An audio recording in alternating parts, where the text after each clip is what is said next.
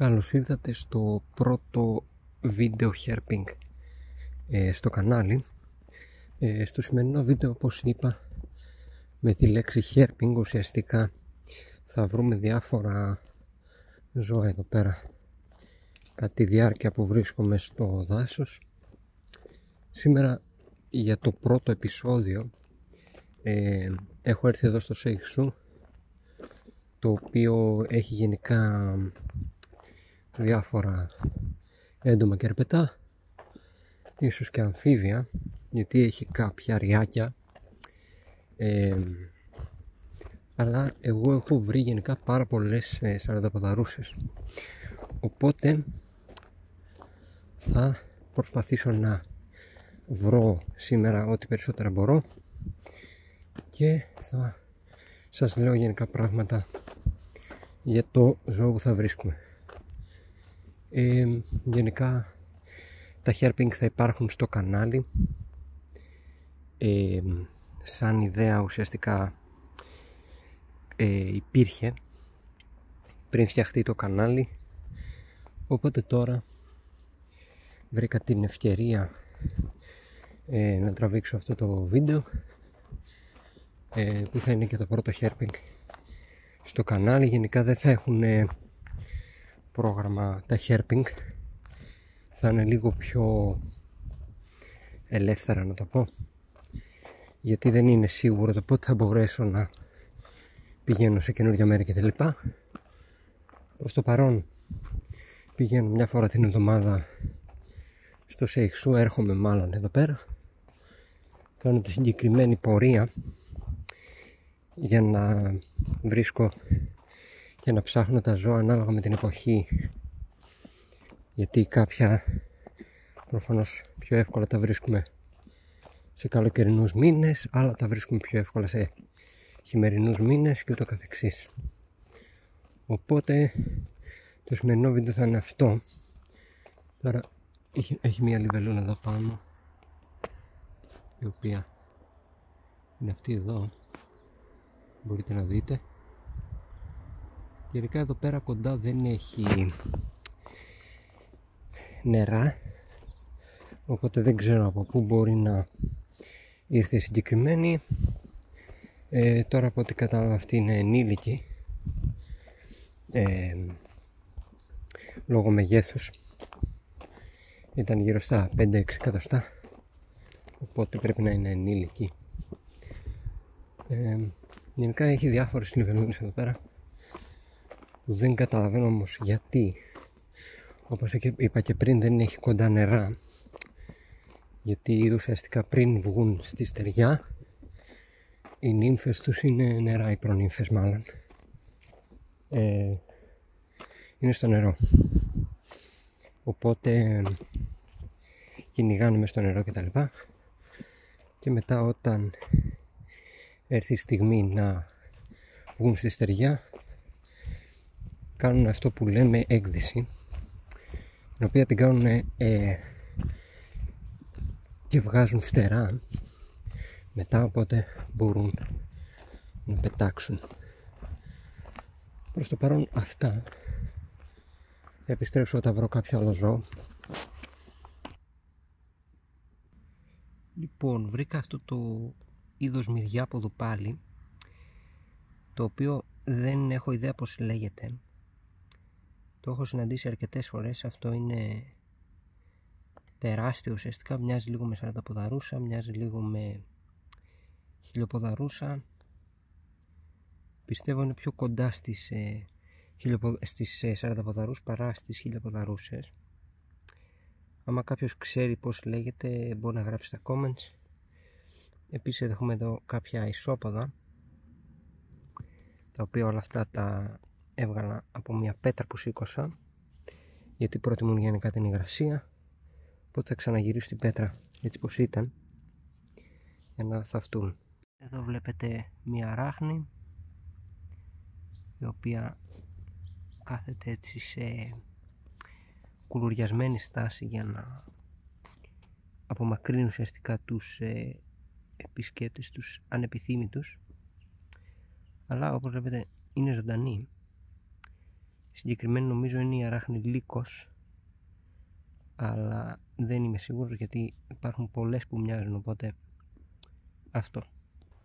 Εδώ βλέπουμε ένα νηστό αρκετά εντυπωσιακός, είναι έτσι σαν τούνελ όπως μπορείτε να δείτε. Κατά πάσα πιθανότητα είναι από αυτές τις αράχνες που φτιάχνουν τούνελς.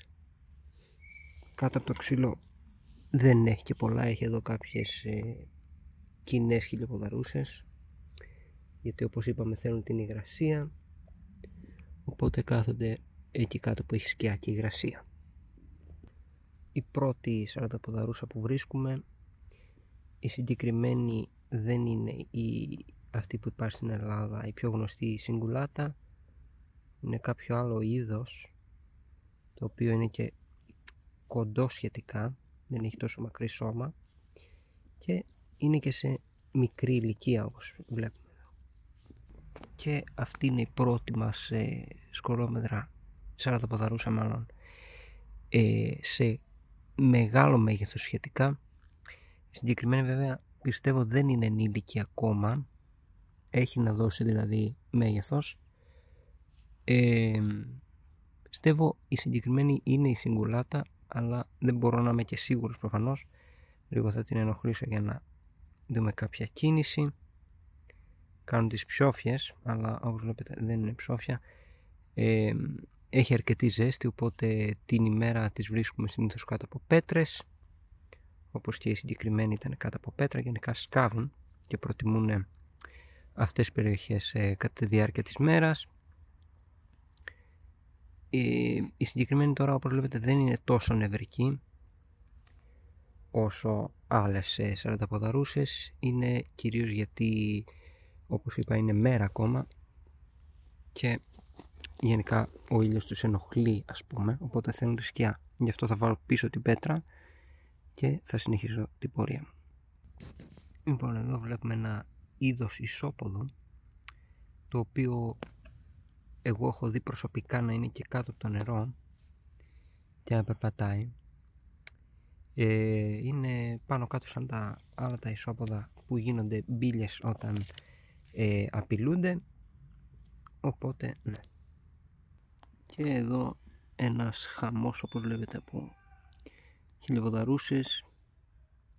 Οι ήχοι στο background είναι επειδή υπάρχουν πάνω άνθρωποι κάνουν κάτι με ποδήλατα, οπότε αγνοήστε τους. Εδώ έχει πάρα πολλά όπως βλέπετε, πιθανόν να υπάρξει κάποια αναπαραγωγή εδώ πέρα ή να το έχουν κάνει σαν φωλιά. Μια αρκετά μεγάλη χιλιοποδαρούσα, η οποία είναι περίπου μισό δάχτυλο ή μπορεί και ένα ολόκληρο δάχτυλο όταν ξεκουλουριαστεί. Είναι από τις λίγες φορές που βλέπω τόσο μεγάλες. Είναι αρκετά μεγάλη, έβγαλε και μια οσμή γιατί την ακούμπησα. Στα δάχτυλα προφανώς η οσμή. Και τώρα όπως βλέπετε σιγά σιγά αρχίζει να περπατάει και θα σκάψει, θα χωθεί μες στο χώμα πάλι. Αρκετά μεγάλη. Αυτή σίγουρα είναι ενήλικη, είναι από τις κλασικές, όχι με την κόκκινη ρίγα, οπότε ναι. Μια ακρίδα εδώ πέρα μικρή, άμα πάω λίγο πιο κοντά θα φοβηθεί και θα πεταχτεί. Έχει έτσι τα χρώματα της άμμου, λίγο γκρι, λίγο καφέ, λίγο χρυσό κίτρινο κάπως. Αυτή πρέπει να είναι ενήλικη γιατί έχει φτερά. Εδώ είναι. Ορίστε. Ένας χαμός από μυρμήγκια δάσους. Τα συγκεκριμένα είναι αρκετά μεγάλα σε μέγεθος. Εδώ πέρα έχουν χτίσει τη φωλιά τους. Εδώ έχει διάφορες σύραγγες.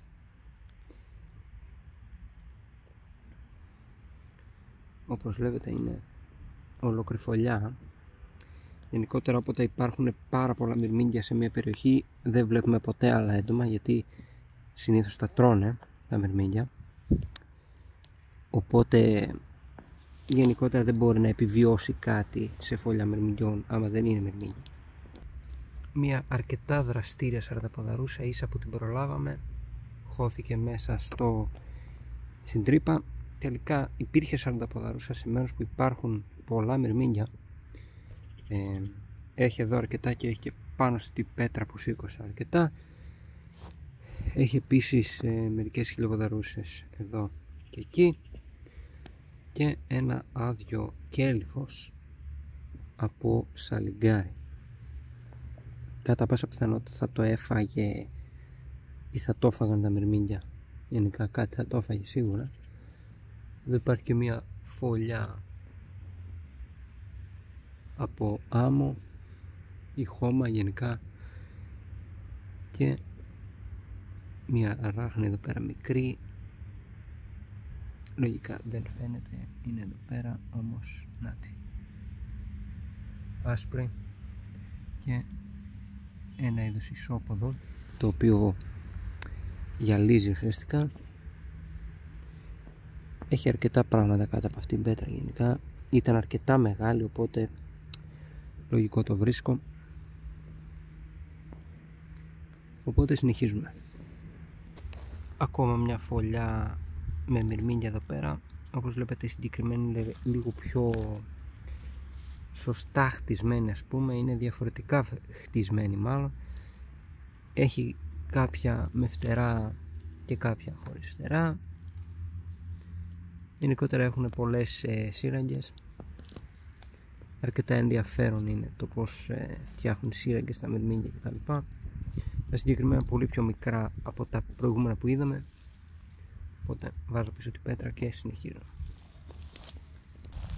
Εδώ έχουμε πολλά πραγματάκια. Έχουμε άλλη μία σκολόπεντρα σαρδαποδαρούσα. Η συγκεκριμένη είναι μικρό, όπως βλέπετε εδώ πέρα, είναι αρκετά μικρή.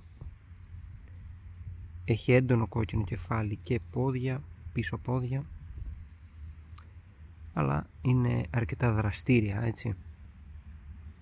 Είναι νεαρή σε ηλικία, δεν είναι ενήλικη ακόμα, έχει ακόμα αρκετό να δώσει και θα σκάψει τώρα, θα χώσει το κεφάλι μέσα. Τι δώσω ένα, όπως βλέπετε, επειδή ένιωσε ένα ακούμπημα ουσιαστικά, έκανε τα πίσω πόδια ή την ουρά της τέλος πάντων. Και εδώ έχουμε και μία αράχνη, η οποία έκανε και έκδυση μάλλον πρόσφατα, γιατί αυτή εδώ, μισό λεπτό, είναι η έκδυσή της. Εδώ φαίνονται χαρακτηριστικά δαγκάνης που έχει μπροστά. Αυτή η αράχνη μοιάζει αρκετά με μικρή ταραντούλα, οπότε μπορείτε να καταλάβετε περίπου πως είναι το να έχει μία κάποιος σπίτι. Εγώ προσωπικά έχω μία τέτοια, όχι με τέτοιους χρωματισμούς, λίγο πιο καφέ, όχι με ρίγες κτλ. Και έχει πολύ ενδιαφέρον γενικά.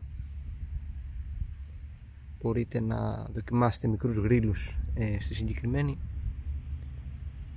Θέλει γενικά κάποια υγρασία 60 με 70,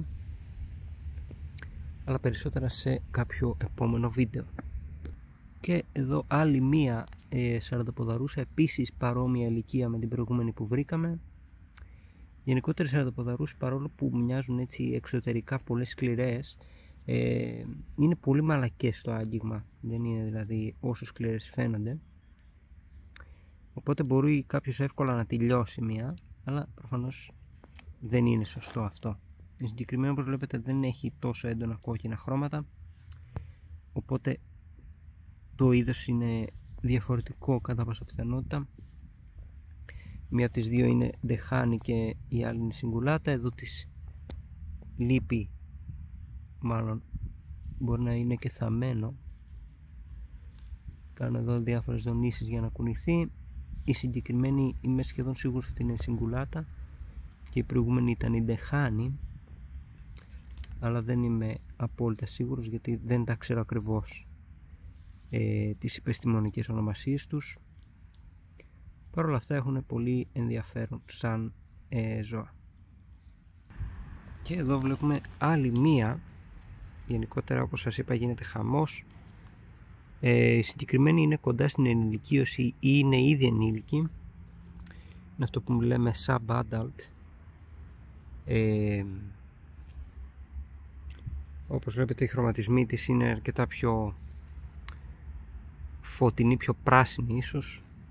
Τώρα θα κουνηθεί γιατί ένιωσε αρκετή ξηρασία, οπότε θα βάλω πίσω την πέτρα και θα συνεχίσω. Άλλη μια ακρίδα εδώ μπροστά μας. Συγκεκριμένη άλλο είδος από την προηγούμενη. Μοιάζουν λίγο οι χρωματισμοί. Ενήλικη επίσης και αυτή. Αυτή εδώ δεν καμουφλάρεται τόσο καλά όσο η άλλη, αλλά άμα τη δούμε από ψηλά ίσως και να δυσκολευτούμε να τη δούμε, οπότε έχει κάποιο καμουφλάζ. Εδώ βλέπουμε δύο σκαθάρια βρωμούσες, όπως τα λέμε στα ελληνικά. Βρέθηκαν κάτω από την πέτρα, λίγο σπάνιο φαινόμενο, αλλά αρκετά ενδιαφέρον έντομα. Έχουν φτερά και τα δύο. Εδώ υπάρχει ένα πουλί, μας κάνει ένα θόρυβο. Ναι, αρκετά ενδιαφέρον ζώα. Έντομα είναι, σκαθάρια. Βλέπετε εδώ λίγο αργοκίνητα, αλλά έχουν και τα φτερά που μπορούν να πετάξουν. Γκρι χρωματισμός, να μοιάζει λίγο με το βραχώδες περιβάλλον τους. Και αυτό ήταν το βιντεάκι το σημερινό. Ήταν κάπως σύντομο, είναι η αλήθεια, αλλά τουλάχιστον είναι η αρχή ουσιαστικά. Θα υπάρξουν και άλλα herping βίντεο στο μέλλον, προφανώς. Είναι κάτι το οποίο, όπως είπα και πριν, ήταν στο αρχικό σχέδιο όσον αφορά το κανάλι και το τι βίντεο θα ανεβαίνουν. Θα μπει και σαν κατηγορία playlist σε περίπτωση που δεν υπάρχει, για να μαζεύονται όλα εκεί πέρα. Γενικότερα σήμερα είδαμε αρκετά ζώα, κυρίως έντομα μάλλον. Είδαμε πολλές αραταποδαρούσες, οι οποίες γενικά εδώ πέρα γίνεται χαμός στο Σέιξου. Σε κάποιο άλλο επεισόδιο ίσως βρούμε και άλλα ζώα να δείξουμε. Κατά τα άλλα, αυτό. Άμα σας άρεσε το βίντεο, κάντε ένα like, ένα subscribe για να με στηρίξετε και πατήστε και το καμπανάκι για τις ειδοποιήσεις. Έρχονται κάποια ωραία βίντεο με κάποια κατοικίδια. Έρχονται επίσης κάποιες αποικίες, ουσιαστικά tutorials για αποικίες, οπότε μείνετε συντονισμένοι για αυτά. Όπως είπα, με τα herping δεν υπάρχει συγκεκριμένο πρόγραμμα. Θα είναι ουσιαστικά κάπως random το τι ανεβαίνει, πότε ανεβαίνει herping κτλ. Κατά τα άλλα, τώρα το πρόγραμμα των βίντεο είναι κάθε Τετάρτη στις 3 η ώρα θα υπάρχει βίντεο. Προς το παρόν το κρατάω μία εβδομάδα, λόγω του ότι υπάρχουν μία φορά τη εβδομάδα, λόγω του ότι έχω και άλλες υποχρεώσεις, οπότε αυτό είναι το πρόγραμμα. Οπότε αυτό, μείνετε συντονισμένοι και θα τα πούμε στο επόμενο βίντεο. Αντίο.